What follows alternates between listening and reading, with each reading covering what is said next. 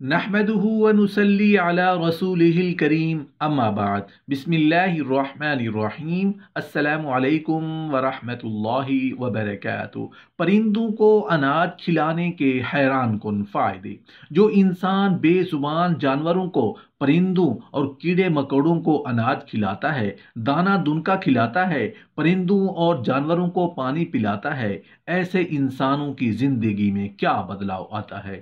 حضرت علی کرم اللہ وجہ الکریم کا فرمان سن لیجئے۔ محترم ناظرین، ہم رزق صرف کھانے کی چیزوں کو کہتے ہیں، حالانکہ ایسا نہیں ہے۔ اللہ جل شانہ کی ہر وہ نعمت، چاہے وہ صحت ہو، علم ہو، اخلاق ہو، عمل ہو، نیک بیوی ہو، اولاد ہو، مال ہو، دلی اطمینان ہو، یا پھر امن کی نعمت ہو، اللہ تعالیٰ کی بے شمار نعمتوں میں سے ہر رزق کا اطلاق ہوتا ہے۔ سورہ النحل کی آیت نمبر 18 میں اللہ جل شانہ فرماتے ہیں، اور اگر تم اللہ کی نعمتوں کو گننے لگو تو انہیں شمار نہیں کر سکتے۔ یہ اللہ تعالیٰ کی حکمت ہے کہ رزق کی تقسیم میں لوگ مختلف ہیں۔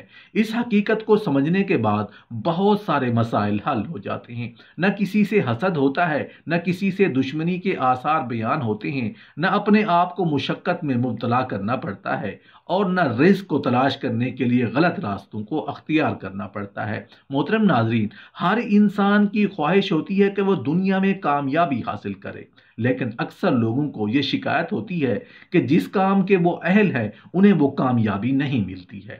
صبح سویرے جس کام کے حصول کے لیے جب گھر سے نکلتے ہیں تو وہ انہیں نہیں مل پاتا۔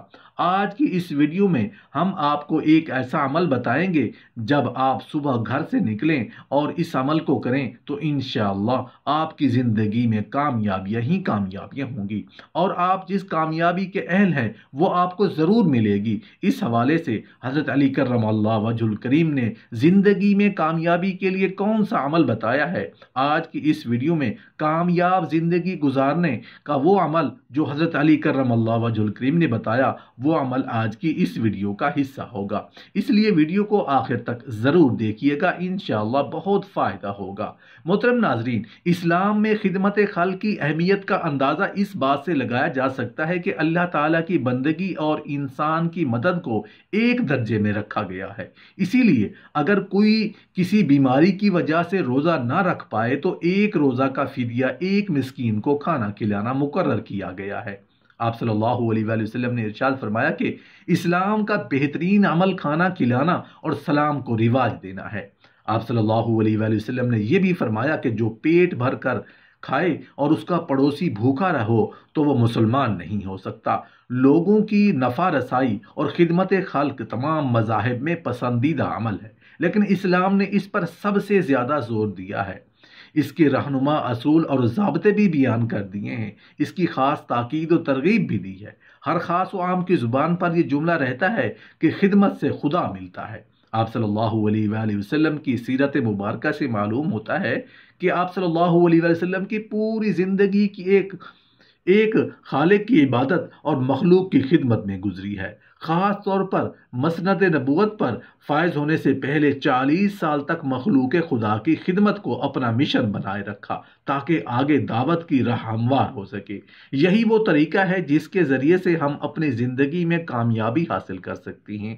اور وہ شکایات جو اکثر لوگ کرتے ہیں کہ صبح جس مقصد کے لیے وہ گھر سے نکلتے ہیں، جو اہلیت وہ رکھتے ہیں، اس کے مطابق انہیں کامیابی نہیں ملتی، جب ایسی ہی شکایت لے کر ایک شخص جب حضرت علی کرم اللہ وجہ الکریم کی خدمت میں حاضر ہوا تو حضرت علی کرم اللہ وجہ الکریم نے فرمایا، تو اپنے ہر دن اور ہر کام کا آغاز کسی اللہ کی مخلوق کو کھلا کر کیا کر، دیکھنا تمہارے کام میں کامیابی اور تمہاری زندگی میں سکون آ جائے گا۔ اس شخص نے کہا کہ یا علی رضی اللہ تعالیٰ عنہ، میرے دامن میں اتنی گنجائش نہیں کہ میں روز کسی نہ کسی کو کچھ کھلاؤں۔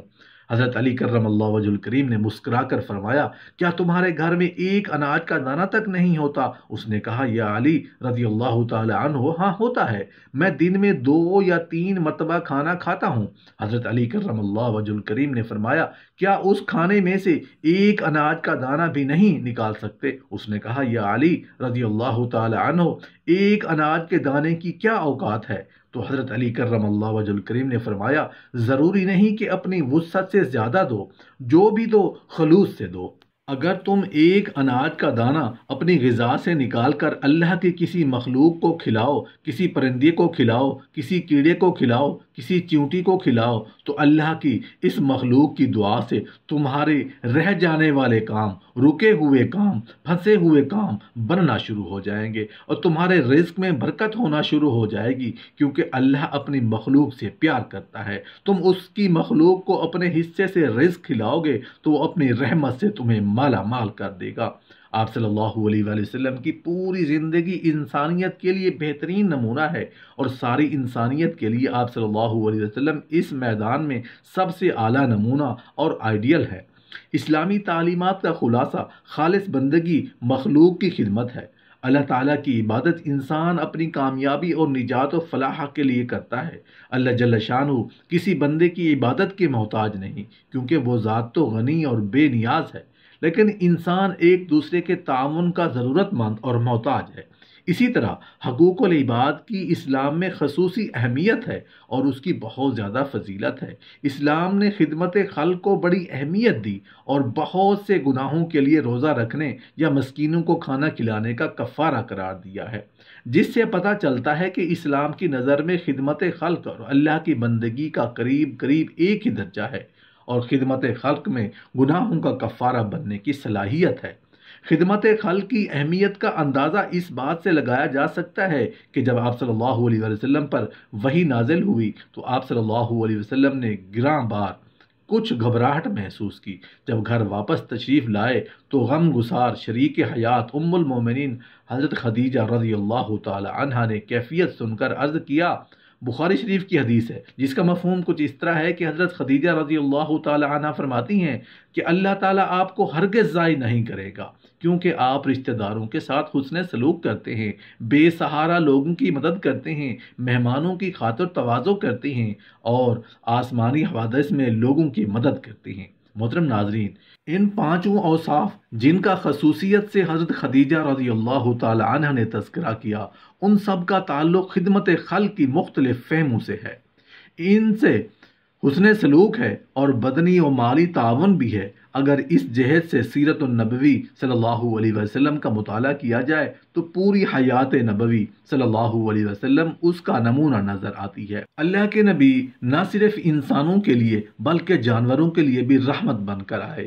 انسان کی کامیابی کا ذریعہ یہ ہے کہ وہ نہ صرف اپنے آس پاس رہنے والے لوگوں کا، اپنے آس پاس رہنے والے انسانوں کا خیال رکھے، بلکہ اللہ جل شانہ کی جتنی بھی مخلوق ہے ان کا بھی خیال رکھے، تو اللہ تعالیٰ روزی میں برکت ڈال دیتا ہے۔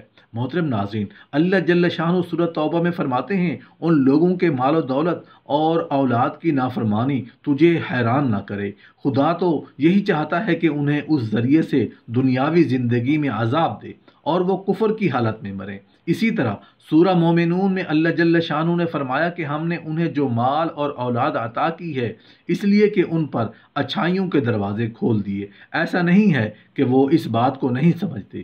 اللہ تعالیٰ کی نعمتوں کے حصول کے لیے اللہ تعالیٰ کی مخلوق کی خدمت کیجیے، چاہے وہ ایک پرندے کو دانہ ڈالنا ہی کیوں نہ ہو۔ اللہ جل شانہ آپ کی روزی میں برکت ڈال دیں گے۔ اور جس بات سے اکثر لوگ پریشان ہوتے ہیں کہ جس وقت وہ صبح گھر سے نکلتے ہیں تو جو سوچ کر نکلتے ہیں، جو چاہتے ہیں، جس کو حاصل کرنے کی اہلیت رکھتے ہیں، جس کو حاصل کرنا چاہتے ہیں، لیکن وہ ان کو مل نہیں پاتا، رزق میں برکت نہیں ہوتی، تو صبح گھر سے نکلتے وقت اس بات کا خاص خیال رکھیں کہ اگر آپ وسعت رکھتے ہیں، آپ طاقت رکھتے ہیں، اللہ جل شانہ آپ کو دیا ہے، تو آپ اللہ کی مخلوق کی خدمت کیجیے۔ اگر کچھ بھی نہ ہو سکے تو اپنے رزق میں سے، اپنے اناج میں سے کچھ دانے پرندوں کو ڈال دیجیے، کیڑے مکوڑوں کو ڈال دیجیے، جانوروں کو ڈال دیجیے۔ اس کی وجہ سے اللہ جل شانہ آپ کے رزق میں برکت ڈال دے گا، آپ کے دلوں میں سکون ڈال دے گا، اور جس مقصد کے لیے صبح جب آپ اپنے گھر سے نکلتے ہیں، جس کام کی خاطر اپنے گھر سے نکلتے ہیں، اللہ تعالیٰ اس میں آپ کو کامیابی عطا فرمائے گا اور آپ کو دلی سکون بھی عطا فرمائے گا۔